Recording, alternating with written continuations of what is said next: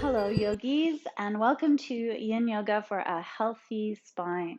So, this Yin Yoga sequence is all about taking our spine through a healthy 6 degrees of movement. So, your spine has, just like your hips and like your shoulders, the ability to be in 6 different degrees of freedom. So, forward flexion, back bending, which is extension, and then also lateral flexion, so that's side bending, and then twisting both sides. So there's your 6 degrees of movement that a healthy spine should be able to go through to some degree. Now, having said that, back issues are very prevalent. North Americans, apparently 8 out of 10 North Americans have some sort of back pain. There's lots of different reasons for that, obviously. It could be discogenic, in which case yoga is not really going to help you, but it could also just be fascia. And you have a very large amount of dense sheets of fascia in your lower back in particular. So if you're going to get some kind of back pain, you're probably going to get it there. So we are going to need quite a few props today. Going to need a couple blocks, a bolster or a substitute of a cushion, and of course, as always, either sitting on a sit cushion or a folded up blanket. So as always, coming to the very front of that prop, sit bones like they're just about to slide off of the prop. That's just going to anterior tilt the pelvis, help our knees to get below our hips, and also to stop us slumping into the lower back. From here, we want to think of sitting nice and tall. So like just pulled a string right up through your spinal column, and we're finding some length here. Also, cervical spine needs to be in alignment. So 2 fingers to the chin, push your head straight back until you feel your ears line up over your shoulders. If sitting in Sukhasana, which translates as easy sit, is not so easy for you, as it isn't for many, you could take either butterfly, legs, or you could keep your legs extended. What matters is finding a tall, relaxed spine. So it's nice to start our yin practice checking in with the body, as we always do, but today I want you to think about a couple of other things. So we have this idea in yoga that you have different paths of energy through the body. And I'm not talking meridians or energetic channels. I'm talking what they call vayus in Sanskrit, which translates out to like a wind. So there's many, and we're just going to talk about two of them. So from the waist down, you have a downward rooting wind or vayu into the earth. So that's called apana vayu. And then from the waist up, you have an upward lifting energy, which is pranavayu. So two forces of energy at play in the body at the same time. So I like the metaphor of a tree. Tree's roots go down into the ground, give it nice stable foundation so that the tree can go tall and the branches can reach for the sky. So same sort of idea in your body. So hands resting comfortably in the lap behind your knees, wherever your knees happen to be, either closing your eyes or softening the gaze now into the lap. And just sitting tall in your space, relaxing those shoulders. And let's turn our awareness inside the body. Take a quick scan through and just check in that we are not holding on to physical tension in the body. Now, there's those typical holding spots that adults tend to share. So unclenching back teeth so that lower jaw can relax away from upper jaw, mouth stays closed. And then smoothing out the worry lines on the forehead. So some people walk around with a permanent number 11 etched into their forehead. So don't be that person. Feel like your eyebrows are moving away from each other. Tops of the shoulders. This is a big one. Again and again, we need to correct. But also having a soft belly and softening in and around those hip creases. And basically giving your body permission to release and let go. So remember, as we move through the practice today, we do not want to encounter any sensations that take our breath away. So that would be sharp, stabbing, shooting, pinching, tingling. Any sensation that does not allow you to exhale into it is a big emphatic no from the body, and you want to just dial back a little bit, start to ease out. Could be you have to come all the way out and just stay with your breath, or it could be that you just need to shift and lessen off 5 or 10%. So let's bring our awareness now into the breath, starting with our typical breath awareness practice called Apa Japa. It's a form of meditation, and it's a really great way to establish a good diaphragmatic breath. So if we can place all of our awareness into the nostrils and just watch air flow in and out.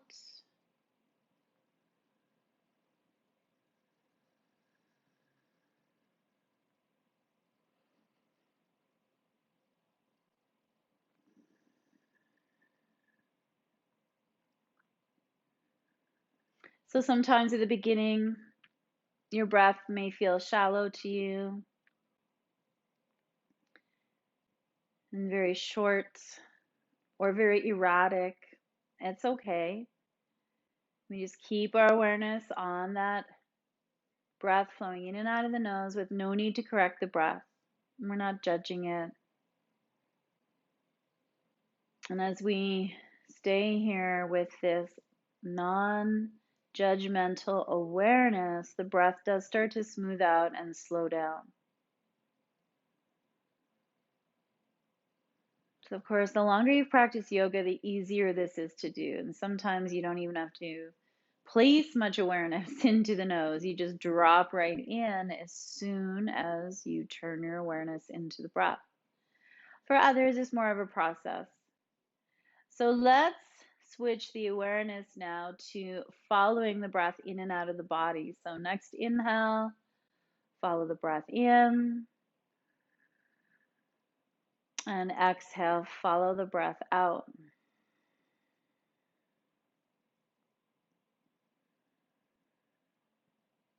So I want you to really be noticing where the inhale makes space in the body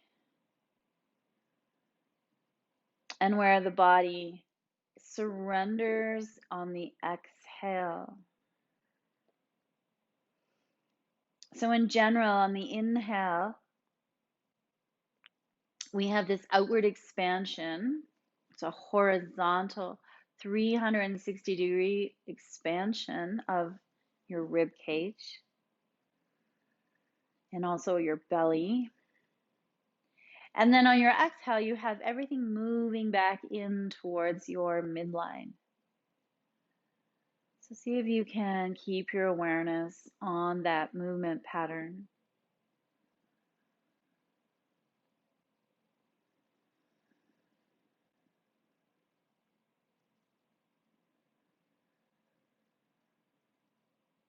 And by now you should notice your breath is definitely starting to be a bit more balanced between that inhale and exhale. Maybe more of a rhythm is detectable at this point.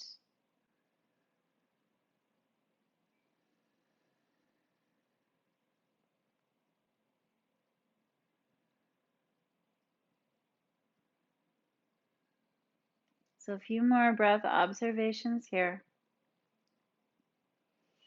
So this is the time where we remind ourselves that the mind has just one job today, and that's to watch the breath. Anchor that mind to the breath, and we will redirect it as many times as we need to.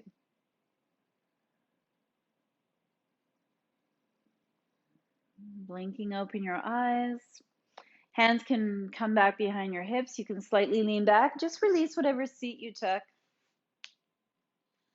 And let's shake out that lower half of the body, the in half. Take some ankle circles in both directions.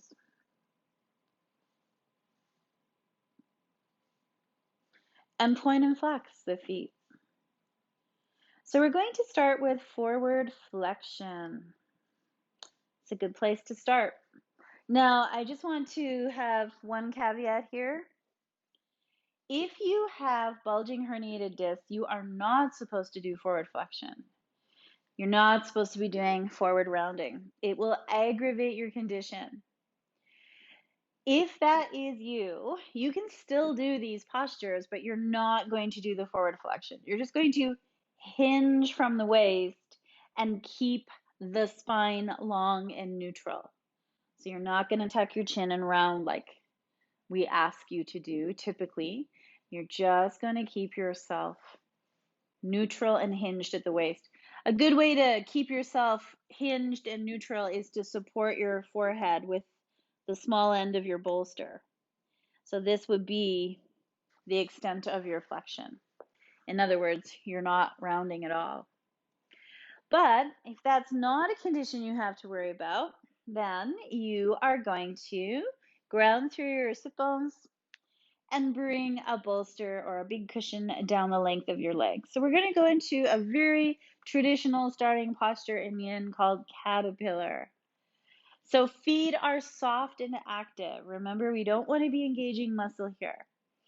Finding that nice, tall, relaxed spine. And then we're going to tuck our chin and then start to round through the upper back. Now, it may be that you need to bring your head down to a block, or maybe you can get your head to the bolster. Remember, in yin, we're finding an edge. That means an area of resistance, but we are not pushing into the end range of motion, and we're certainly not pushing into a place where our body does not want to be. So coming into your caterpillar, hands either side of your bolster, palms turn up. So finding your edge, that's our first principle. Second principle is finding stillness.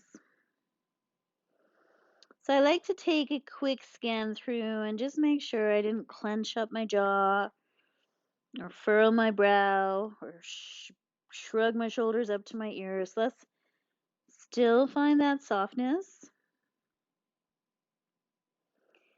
And then our second principle is stillness. Our third principle is time. Fascia needs a lot of time.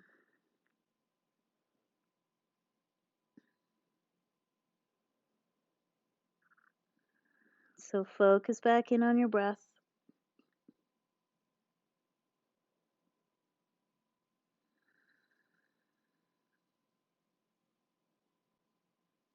And keep encouraging your body to release tension on those exhales.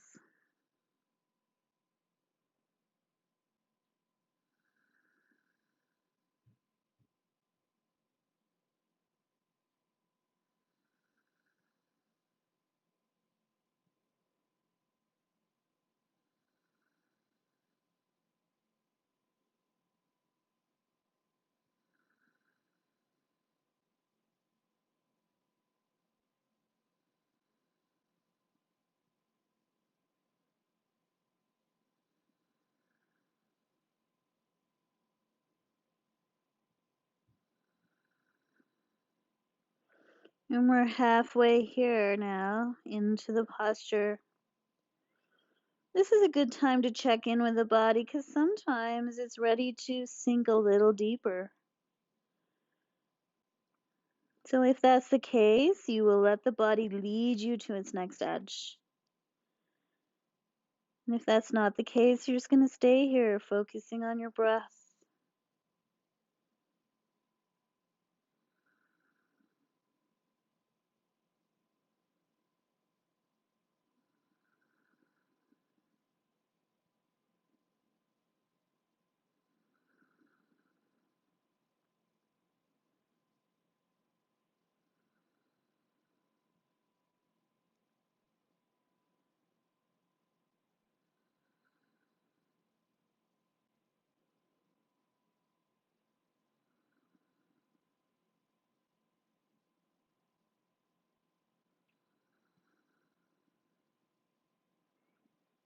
30 more seconds here.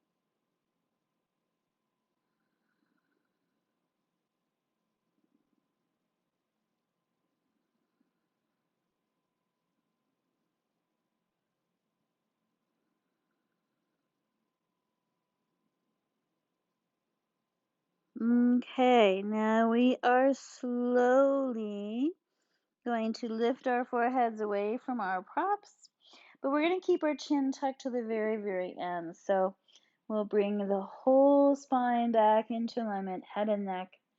Last things to come back into alignment. And we'll just take our props off to the side, hands back behind our hips, lean back slightly, and just take another little bounce out here. And go back into those ankles. So in addition to all this forward flexion that we're doing through the spine, we're also targeting that big superficial back line in the body. So next posture in our forward flexion sequence is butterfly. So hips are going to start to come into play here a little bit. So we want a nice big diamond in yin. We don't want to be overly gripping through the inner thigh. If you need to block up underneath the thighs or the knees, do so. And then you have some options for using a bolster. There's many different ways. So again, if you had those bulging herniated discs and you needed to just hinge, you would prop your forehead against the small end. Some people like to hug the bolster into their midsection and then forward fold around. Others can use the bolster to rest their head because they can fold even deeper. And there's an option to not use anything. So I'm kind of that latter choice. I don't like to use anything. What matters is we start from a place where we are tall and relaxed, and then we bring in that forward flexion by tucking the chin, rounding through the back, palms turn up, and we come into our first edge here in butterfly. So we have the same targets, but we've added a few with this both hips into external rotation. So depending on how open your hips are, this may become quite a big target for you.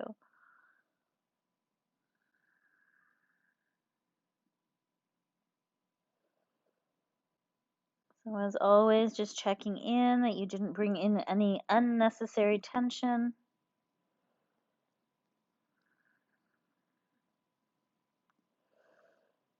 And focusing back on the breath.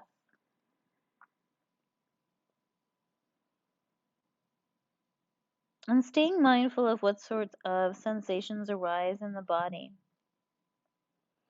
So in yin, we have these funny little sayings. One is, if you're feeling it, you're doing it. So you should definitely be feeling resistance somewhere. But it's a resistance that you can hang out in. You can be still. You can breathe.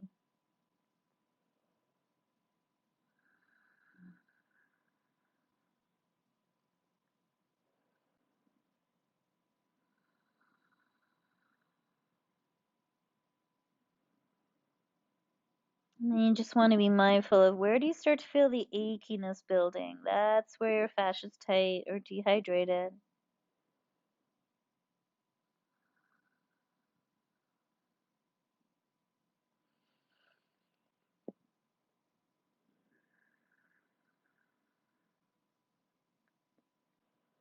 And by this part in the practice, you should really be noticing that those exhales are longer than the inhale.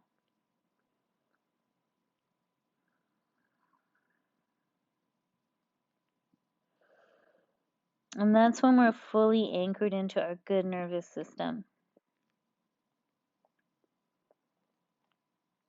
So again, just check in with the body, seeing if it wants to invite you to just go a little deeper. Or do you need to stay where you are, maybe even back off 5%?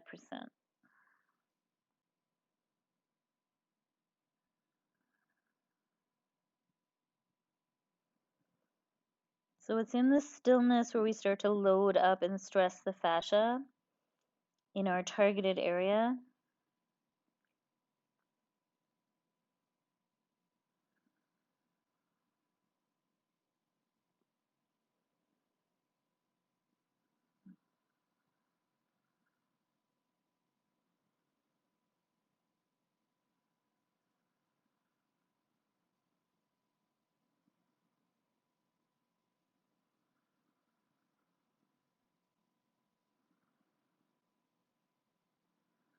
And we'll do 30 more seconds here.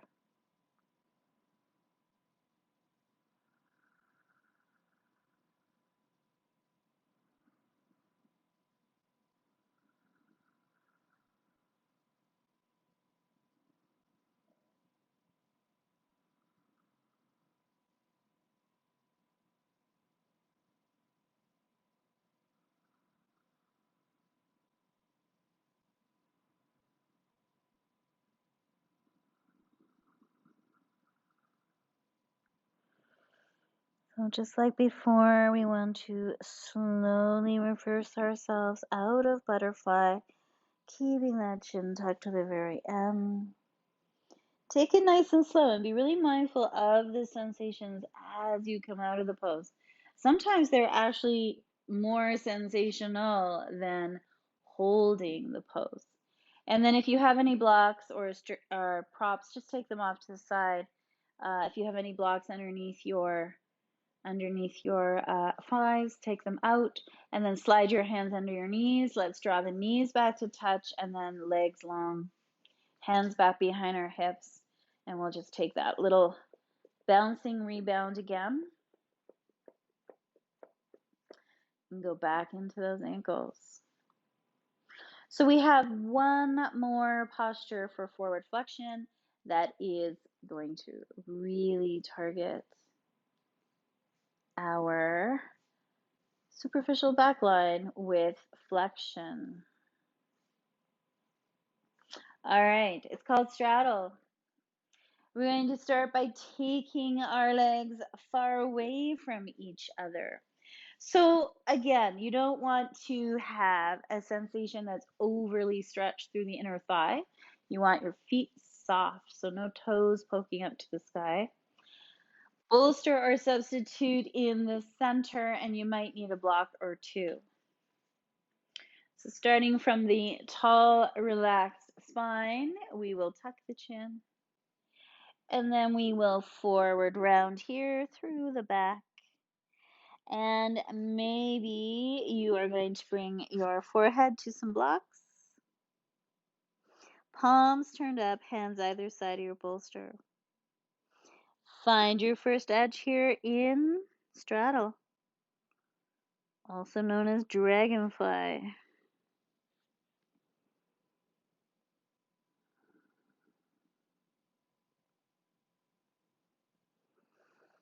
Checking that you can fully breathe here.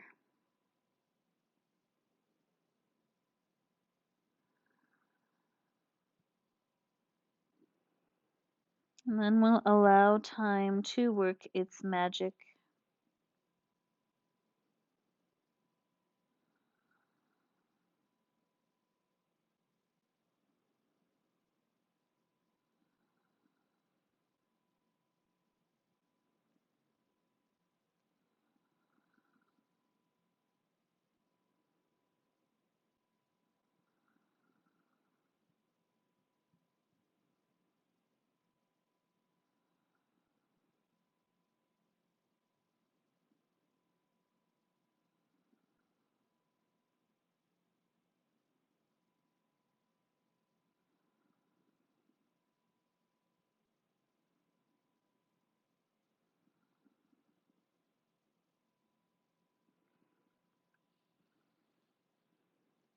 So halfway there, let's just check in and see.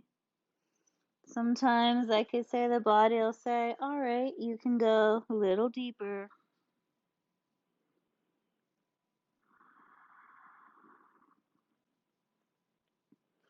But always letting the body lead the way, making sure it's not our ego leading the way.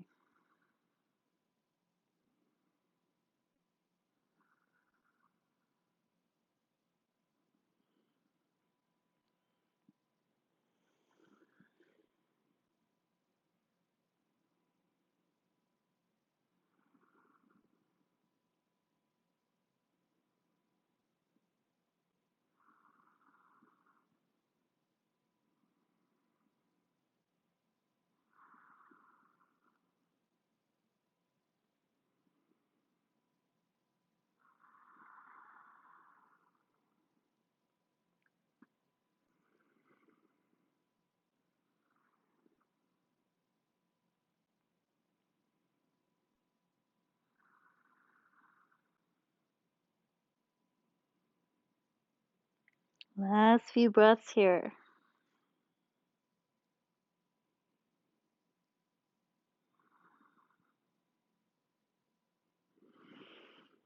Very slowly, mindfully reversing yourself out. Release that tuck chin at the very end. And we'll take our props off to the side. Hands come back behind our hips. Slightly lean back. Bring one leg back to center and then the other. Take a shake out. So that's forward flexion. We're going to proceed into extension. Now, most people of the world require extension more than they do flexion because a lot of us just spend a lot of the day already forward rounding. So extension is usually what more people need. Now, if you have bulging herniated discs, extension is actually really good for you. So let's take our props off to the side for now. Have them within reach though. And we are going to come onto our hands and knees, tabletop. So if you're on a really hard surface and you might benefit from a blanket under the knees for some extra padding. So we're going to come into extension, but we're going to kind of baby step our spine in there. So we're going to do quarter dog first. So your knees are hip distance apart. Your hips are going to stay elevated above the knees. Come down on your forearms for now, keeping your arms shoulder distance apart. We're going to parallel the right arm to the top of the mat. So bend through the elbow, parallel the right forearm. And that's where your forehead is going to come to rest. And your left arm is going to extend past the crown of the head. You could keep a bend in the elbow if it doesn't feel good in your left shoulder. Hips stay elevated. Heart starts to melt towards the earth. So here's our quarter dog. So a few things are happening in the body. We've got that nice extension starting into the lumbar spine. We also have some opening through the heart center, which is really good for us. And the arm, or the side of the spine, sorry, of the extended arm is actually getting something called axial extension of the spine. So some length. So just make sure that you're not getting any pins and needles in that right arm.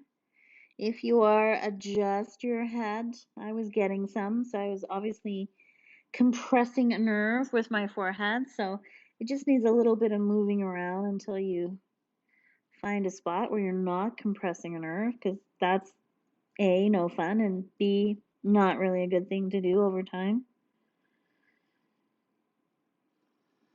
So target zone is that lower back area. So if you spend a lot of the day or days of your life in a chair, chances are you're getting a pretty flat lower back. So we're not supposed to have a flat lumbar. It's supposed to have a nice gentle little curve to it. And of course, too much of a lumbar curve, that's lordosis. We don't want to have that, but we do want to have a gentle curve. So sitting in chairs tends to eradicate that lumbar curve. Does all sorts of funky things thereafter to your pelvis. So this is how we try to build back those healthy lumbar curves. I'm just going to take a few more breaths here on this side.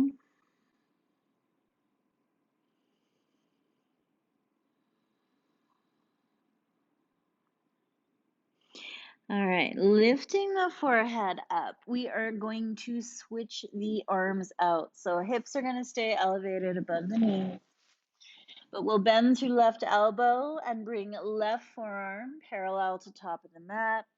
That's where the forehead comes to rest, and right arm extends past the crown of the head. You could fully extend it and spread your fingers or keep a bend in your elbow, whatever feels better for you.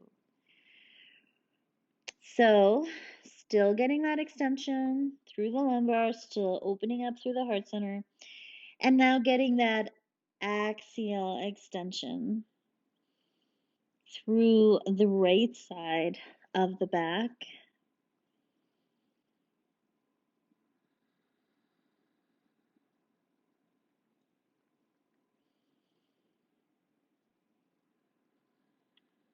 Staying with your breath.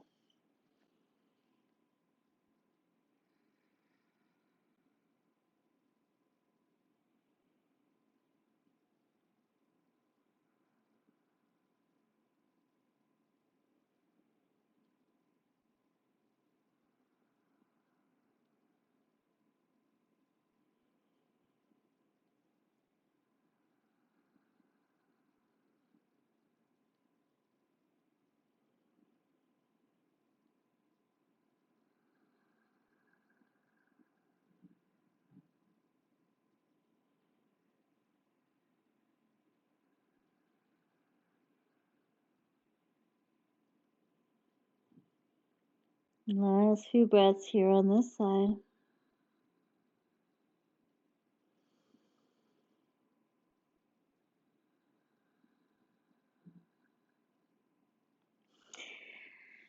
Lifting the forehead up, taking the left arm out, and we're going to come onto our front body. So we are going to continue our extension now. We're going to start off in a pose called Superman. So entire front body grounded, including your forehead, arms past the crown of the head, either palms grounded or thumbs turned up to the sky if that feels better in your shoulders. And I want you just to take a nice cleansing breath here. So inhale nose, exhale out the mouth.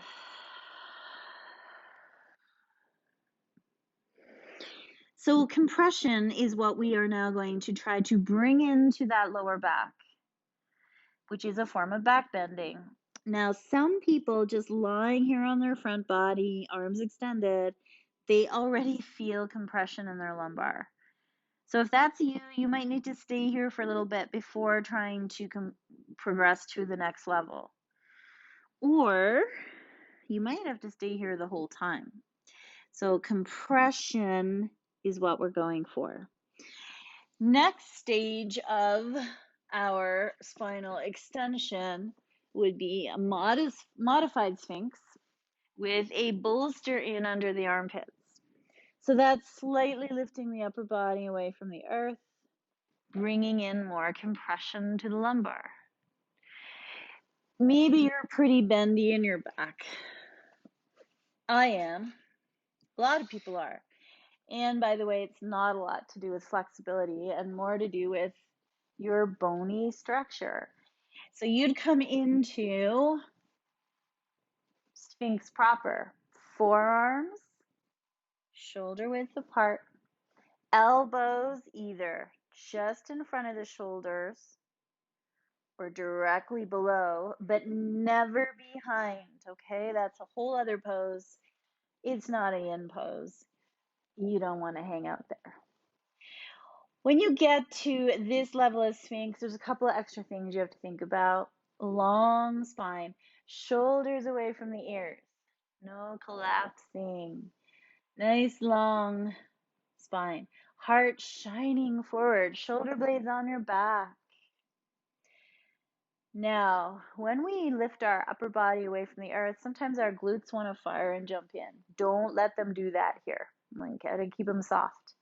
So you can just take a little wiggle through the lower back area, through the hips, and then really anchor into that space below your belly button. Some of you still have no edge happening, so you could try taking your feet to the sky. That's going to bring in more compression. And then some of you are so bendy in your back that you could bring in blocks or your bolster and elevate your forearms away from the mat. Now, if you lift up this far, those glutes probably tried to jump in. Don't let them, soften them out. So what we want to make sure we are not experiencing is any shooting or pinching sensations in the lumbar. Achiness only. Now, sometimes when people go into Sphinx, they get some cramping down in their plantar fascia, so soles of feet. That's just your superficial back line kind of complaining of what's happening because you're bringing in extension to the superficial back line and it's actually getting compression, right? So you can feel the results of that anywhere up and down that fascia train. Most people get it in the feet though. So if you get any cramping, just curl your toes under and give it a wiggle and it'll eventually work itself out. So cramping, I consider feedback in the body. It's usually showing where there's some issue in that fascia train, right? So if you start to get some cramping in the soles of your feet, your plantar fascia is probably not in the greatest optimal condition, let's say.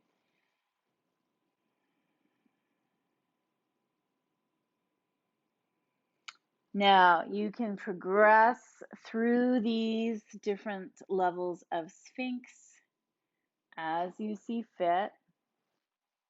We're just going to be here for another 30 seconds.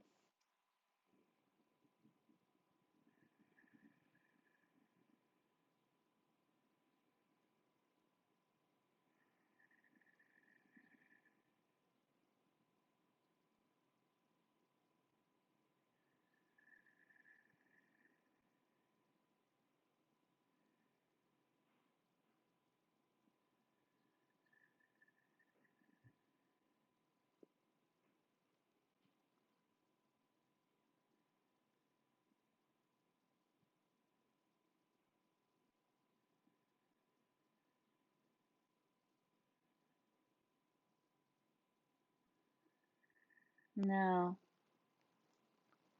wherever you are in your Sphinx, we want to slowly release ourselves back down to the earth. So we're only going to do Sphinx once today. We do Sphinx twice in the psoas practice with a nice counter pose on either side. So there's lots more opportunity for Sphinx in this series of videos. So bring your forehead down, arms extended, back to your Superman. Take that cleansing breath, inhale nose, exhale out.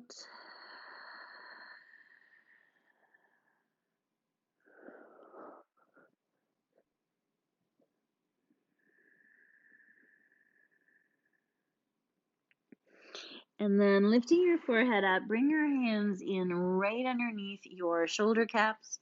Draw your elbows into your ribs. And we will engage our pushing muscles and lift ourselves up and away. Come back to tabletop. Little counter pose now for the lower back for all that extension we were doing. So extended child's pose. If you have knee considerations and you cannot do extended child's pose, this is where you would go onto your back and hug your knees in towards your armpits, keeping your feet connected. If you're with me, you bring big toes to touch, knees wide, sinking your hips back towards your heels, belly in between your thighs, forehead to a block or to the mat, arms extended or keep a bend in your elbows. So if your hips are super tight, further your knees go away from each other, a little bit more accessible it'll become. And this is all about your lower back here. So this is considered a spinal release for the lower back. It's a nice thing to do after all those back bends because they do tend to excite your nervous system. And this just helps bring things back into equilibrium. Come back to your breath. And bring your awareness into that space between your shoulder blades. So you're going to breathe into the back of the lungs and behind the heart.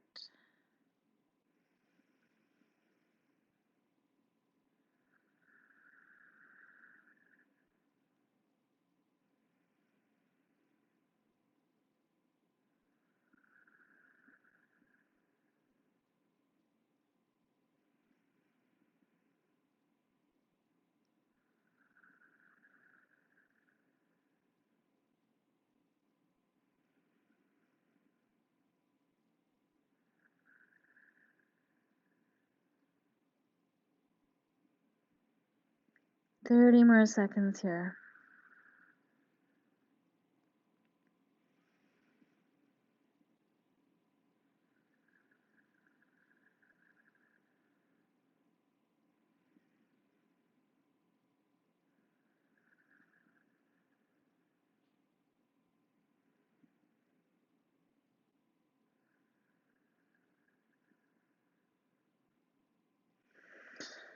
And slowly bringing yourself out of the child's pose.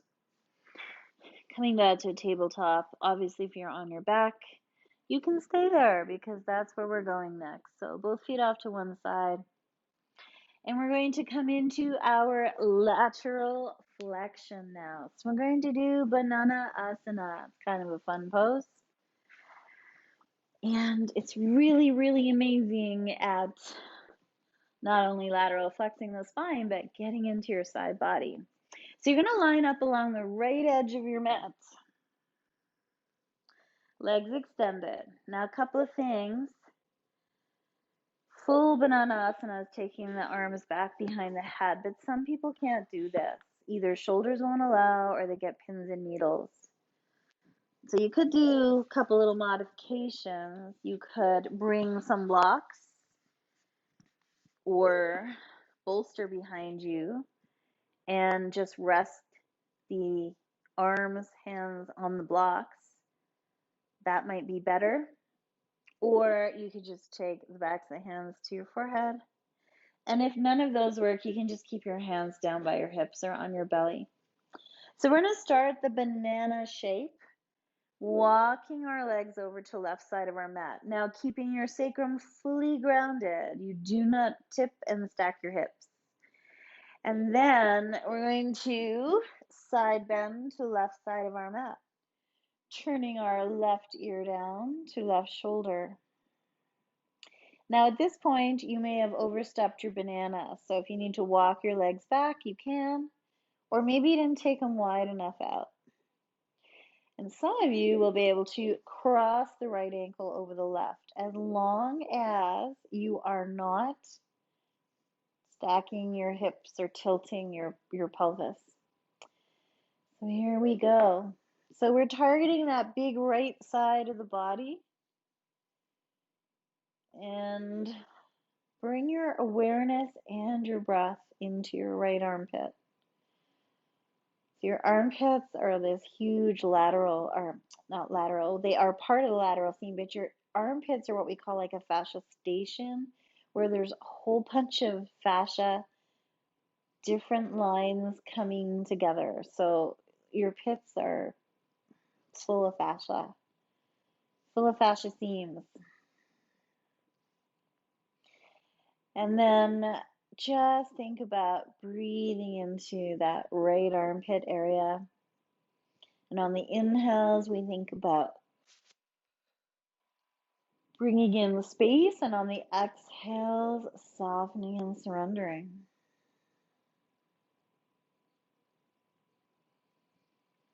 So we're going to journey down that lateral seam from pits down to baby toes on each side of the body. So awareness and breath now into right side ribs. You should feel that expansion as the rib cage moves out and then contracts back in.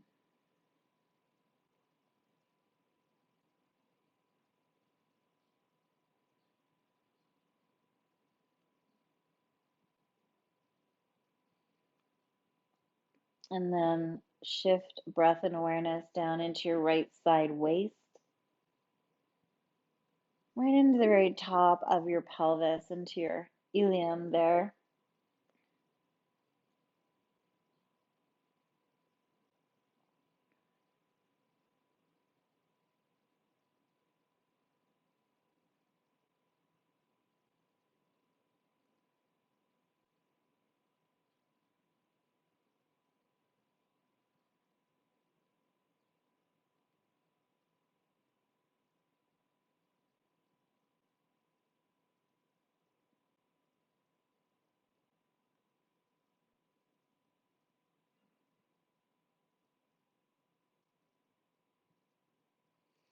And then shift breath and awareness down the outside of the right hip and down through that outer upper line of the leg, so into your IT band.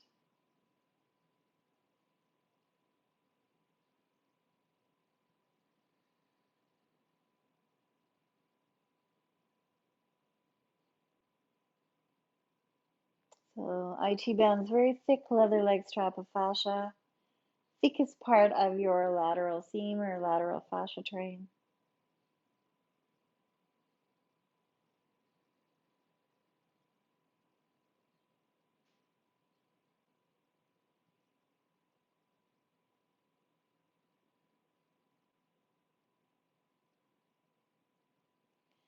And finally, shifting breath and awareness to the lower limb outer edge, from the bottom of your knee all the way down the outside towards the baby toe.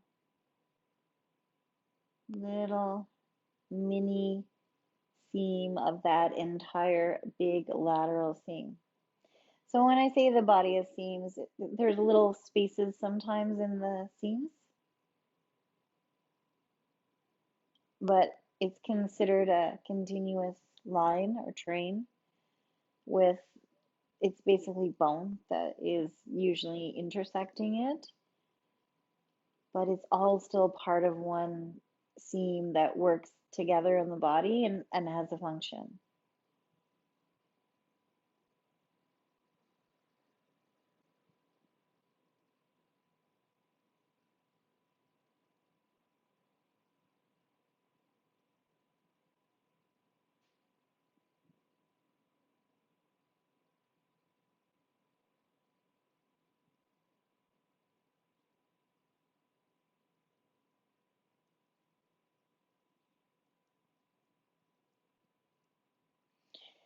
So let's think now from the armpit all the way down that right edge of the body, down to the baby toe side of the foot. See if you can inhale and bring space into that entire lateral seam. Exhale, soften and surrender.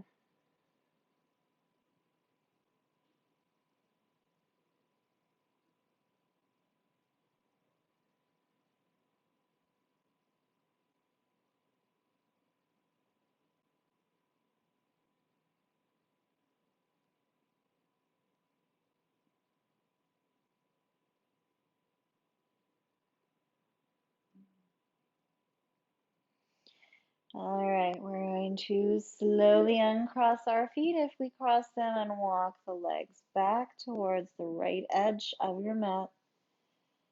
And then bring your upper body into alignment with lower body. Arms coming out if you took them over the head. And then from here, just hug your knees in.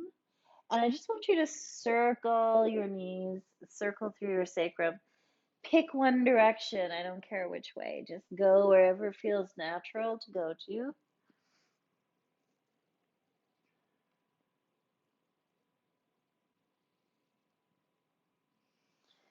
All right, back to center and stillness. Release your knees. And we're going to shuffle over to the left edge of the mat. Extend the legs. Maybe extend the arms if that's all right. If not, remember your options. And we'll start our banana on this side. So we'll walk the legs over to the right side of the mat. And then side bend towards the right side of the mat. Turn right ear down to right shoulder. Adjust your banana as you see fit here. Make sure that sacrum is fully grounded. You are not tipping one way or another. And then maybe crossing left ankle over the right. So bringing your awareness into your left armpit this time. We're going to get left lateral fascia train. Same procedure. Inhales, find space. Exhales, release tension.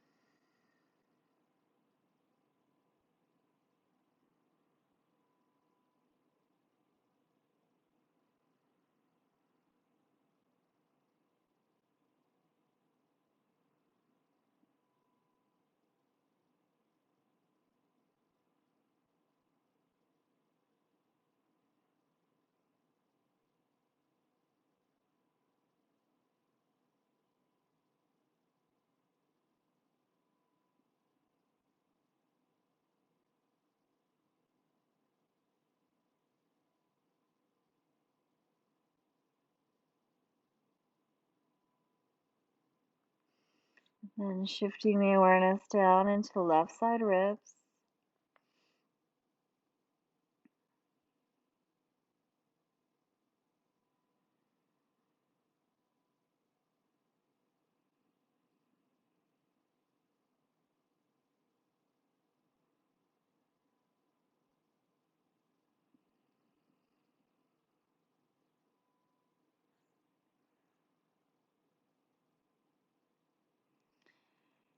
And shifting lower into left side waist, right into the very top of the pelvic bone there.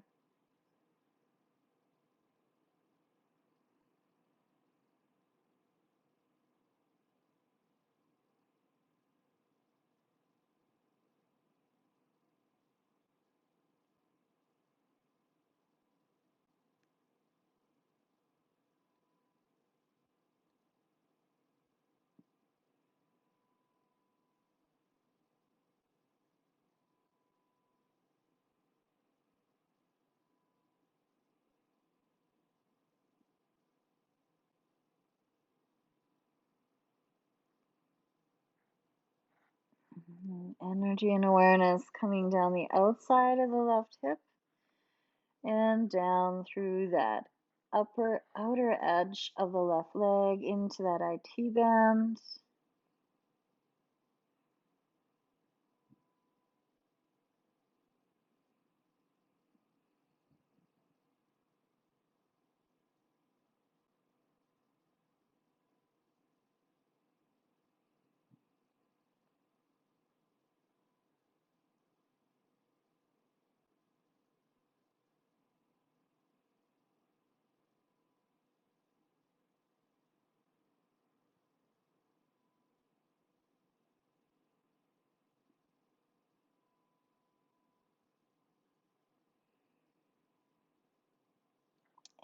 And finally, from the outside of the knee down into the baby toe side of the foot, breath and awareness into this area of the body.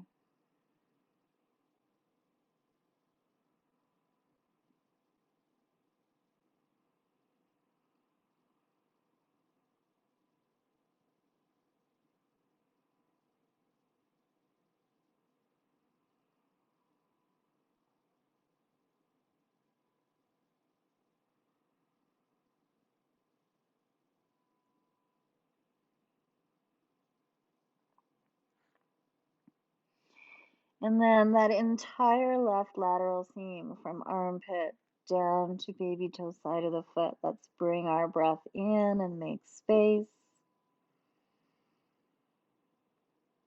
And on those exhales, soften and surrender.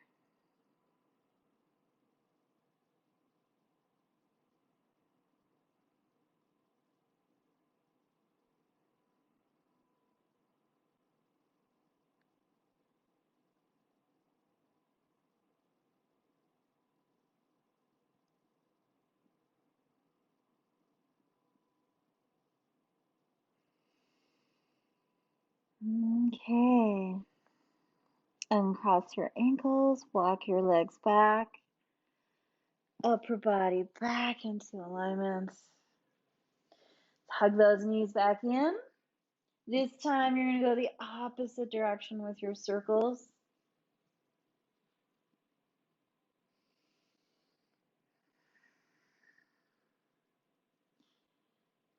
And back to center and stillness. Release your knees and shuffle back into the center of your mat. So we have 2 last degrees of movement to get through, and that's twisting. So we're going to bring our feet to touch and our knees to touch, and we're going to take a double knee twist. So just make sure that you don't have any props that are going to inhibit that twist. You're going to take your arms out at whatever height feels good for you. So shoulder blades released to the earth, back of the hands grounded, palms turned up. And then we're just going to let our knees drop to the right. Now, here's the thing about double knee twist. You get to control where you feel this. So obviously we're bringing rotation into the spine. So if you keep your knees further away from the chest, the twist stays in the lower back. If you slide the knees up the floor a bit towards the chest, the twist moves further up into your thoracic spine. So only you can determine that sweet spot. Now, sometimes people need to put like a prop in between the knees, and that helps them stay a little bit more comfortable. So if that's you, go right ahead. And then you have the option to turn your head to the left. If that doesn't feel good in your neck, or maybe a vertigo, just keep looking straight up. So double knee twist. So twisting at the very end of a practice is ideal because it does bring our spine into a great place to release tension.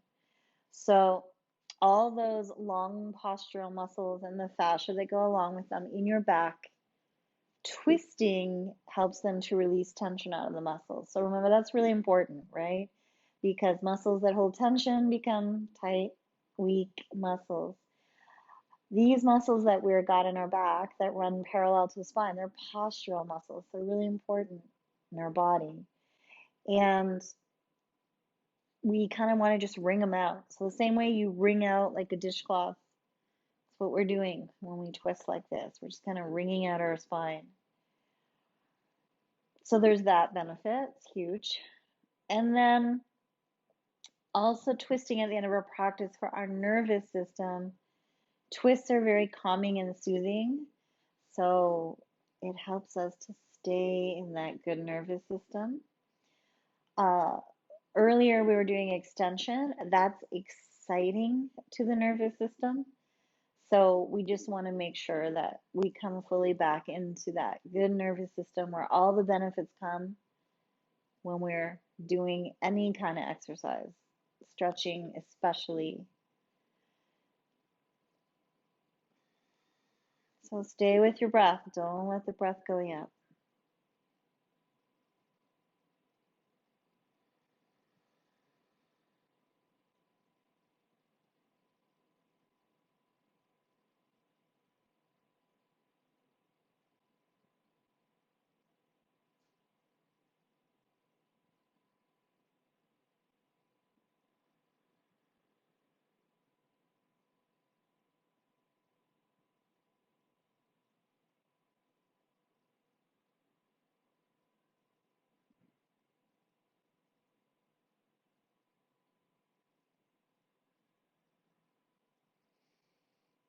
Just do 30 more seconds here.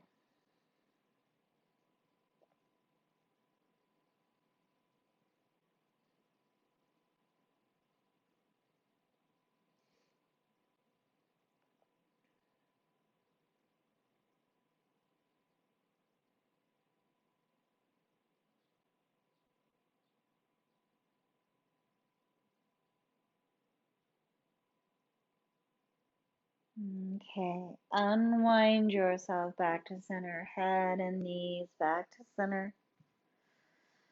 Pause here in between sides.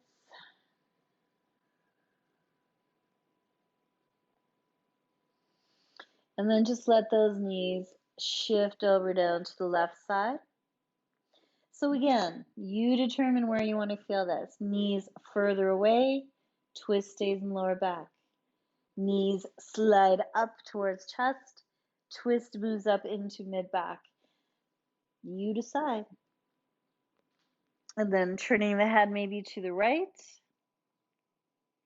And like I say, if you just need something in between your knees, like a blanket or a block, for a lot of people, that's just so much more supportive, and you don't feel like you're gripping on through the upper leg, through the outer hip or thigh.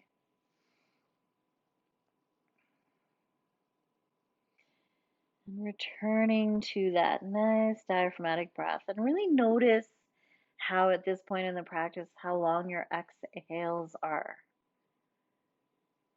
They should be quite a lot longer than your inhales.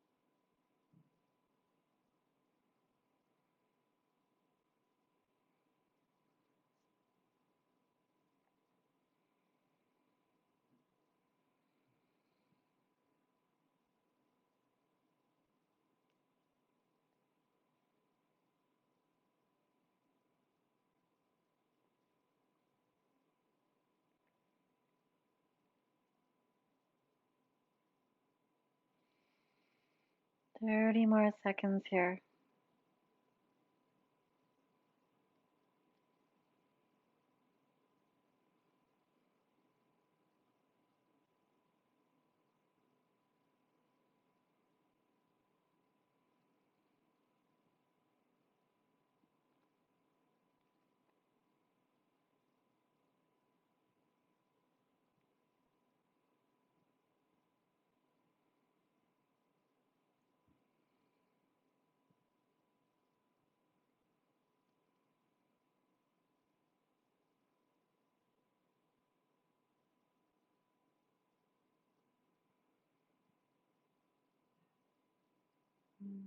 Okay, let's slowly unwind ourselves back to center. If you have a prop between your legs, just take it out. Hug your knees in, take them wide, and rock side to side. So let's just massage that whole back. So we did it. 6 degrees of movement through the spine. You do this practice enough, I promise you, you don't get backache. It's one of the greatest gifts of yoga. I hear people complaining about backache all the time. I don't even know what a backache is. I mean, there's been times I've hurt my back, sometimes doing crazier yoga poses, and then I know what a backache is. But in my day-to-day life, I don't know what a backache is, and that is thanks to yoga. So come back to center and stillness. Release your knees, extend your legs. Take your arms out, whatever height is comfortable for you. Back of hands grounded, palms turned up, fingers gently curled. Let's release those shoulder blades to the earth. Feet just flopping open to the sides. And either closing your eyes here or softening your gaze. Let's come back to the breath.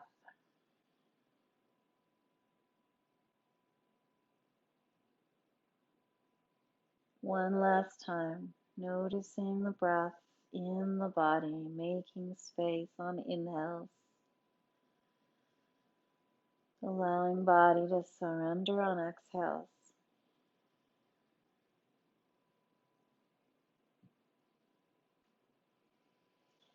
And let's just take 3 cleansing breaths here. So inhale, nose. Exhale out.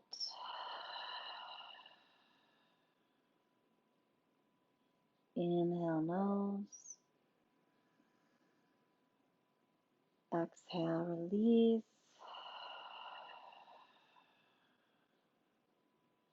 One last inhale. Think of it as a wave of energy from the soles of the feet up to the crown of the head.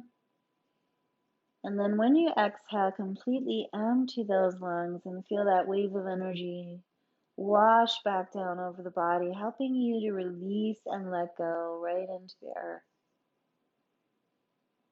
Unclench the back teeth. Tongue releases into lower palate. Muscles in the cheeks and the temples relax. Smooth out worry lines on the forehead. Eyes heavy in the socket. And let your shoulder blades release into the earth. Sacrum release into the earth. Arms heavy. Legs heavy. And release that entire spine and all those big muscles of the back. Feel the earth holding you. You don't have to do anything here. Awareness moves into that space between the eyebrows. You're just going to rest here in the stillness and the quiet for as long as you wish.